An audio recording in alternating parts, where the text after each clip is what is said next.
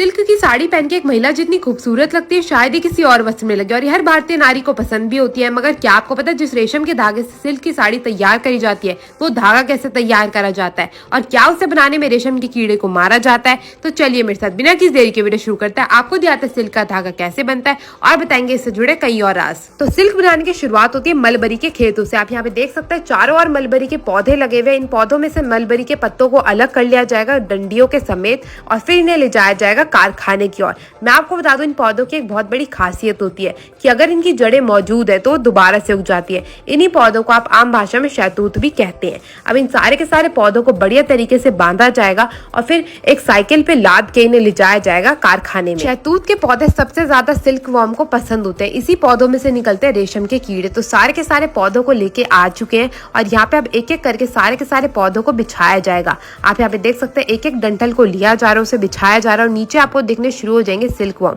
यहाँ पे अब ये बहुत छोटे छोटे हैं, इन्हें करीब करीब 15 दिन के लिए ऐसे ही बंद कारखाने में रखा जाएगा और तब जाके वो उगेंगे, मतलब बड़े हो जाएंगे। करीब करीब अपने साइज से 10 सेंटीमीटर तक ये बड़े हो जाते हैं और मोटे भी हो जाते हैं। बीच बीच में इनकी जांच करी जाती है कि वो अच्छे से उग रहे हैं, मतलब बड़े हो भी रहे हैं या नहीं, और ये पौधे खा भी रहे हैं या नहीं।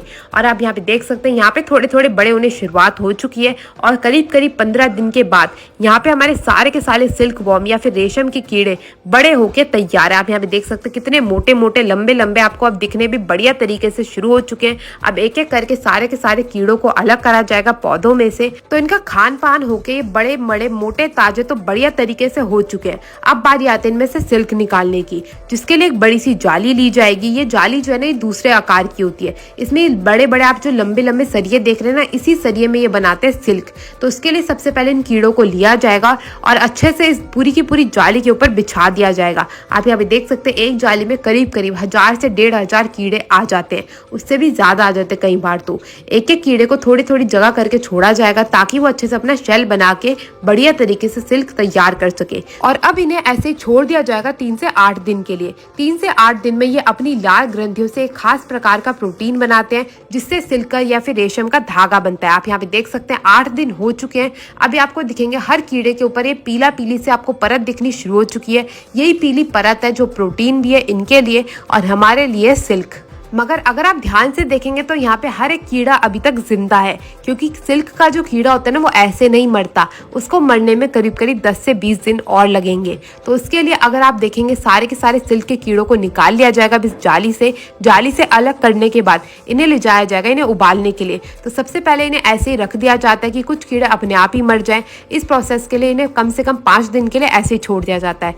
5 दिन में कुछ कीड़े तो अपने आप मर जाते हैं, मगर जो बाकी के कीड़े बचते हैं उनको मारा जाता है इन्हें उबाल के। तो उसके लिए इसे बोरी में इकट्ठा करके ला दिया गया है और ये आ चुकी है हमारी सिल्क की धागे बनाने की मशीन। इस मशीन के जरिए सारे के सारे धागे को निकाल लिया जाता है। तो सबसे पहले इसको बांध के अच्छे से सेट करा जाएगा और सेट करने के बाद इसे लगा दिया जाएगा दूसरी मशीन में, जिसमें सारा का सारा धागा इकट्ठा करती है। आप ये जो बड़ी सी मशीन देख रहे हैं ना, इसका काम यही होता है, घूम घूम के सारा का सारा धागा अलग करके अपने ऊपर लपेट लेती है। तो अब यहाँ पे हमारी मशीन भी बढ़िया तरीके से सेट हो चुकी है। अब बारी आती है इस पे धागा लपेटने की। तो जो पुराना धागा होता है वही लेके इस पे थोड़ा थोड़ा लपेटना शुरू कर दिया जाता है। और अब एक कढ़ाई के अंदर डाला जाएगा ढेर सारा पानी, जिसमें कीड़ों को उबाल के सारे की सारे रेशम को अलग करा जाएगा।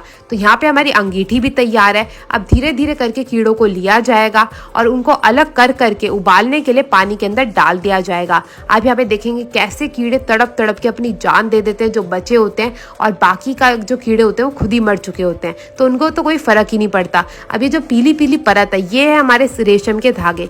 इनको उबाल के अलग करा जाएगा। उबालने से क्या होता है ना, वो सारे के सारे रेशम खुद ब खुद छोड़ देते हैं। और ये जो आप धागा देख रहे हैं ना, यही है रेशम का धागा जो आगे चल के अलग अलग प्रकार की सिल्क की साड़ी बनाता है। मैं आपको बता दूं इंडिया जो है ना सिल्क प्रोडक्शन में 2nd नंबर पे आता है और 1st नंबर पे है चाइना, जिन्होंने सिल्क की खोज की थी। अब एक एक करके सिल्क के सारे कीड़ों में से सिल्क को अलग करा जाएगा। रेशम के धागों को बिल्कुल छान लिया जाता है। इसी पानी में उबाल के सारे कीड़े जो है वो इसी में अलग हो जाते हैं और जो रेशम के धागे हैं वो आगे आगे चले जाते हैं, उन्हें हाथों की मदद से निकाल के आगे भेजा जाता है इस बड़ी सी रील पे, जहाँ पे ये धागे लपेट के सिल्क की रीलें तैयार करते हैं। मतलब रेशम के धागों की जो रीलें होती है ना, वो तैयार करी जाती है। फिर उनसे आगे चल के साड़ी, सूट, पैंट, कमीज कुछ भी बन जाता है। तो आप यहाँ पे देखेंगे जो ये रील बन के तैयार हो चुके हैं, इनमें से धागों को तोड़ के अलग कर लिया जाएगा। सिल्क का जो धागा होता है ना, बहुत ही ज्यादा नरम होता है, तभी आप देखते हैं ना सिल्क के धागा अगर एक भी खिंच जाए साड़ी में से, पूरी की पूरी साड़ी खराब हो जाती है, वो इसी कारण होती है।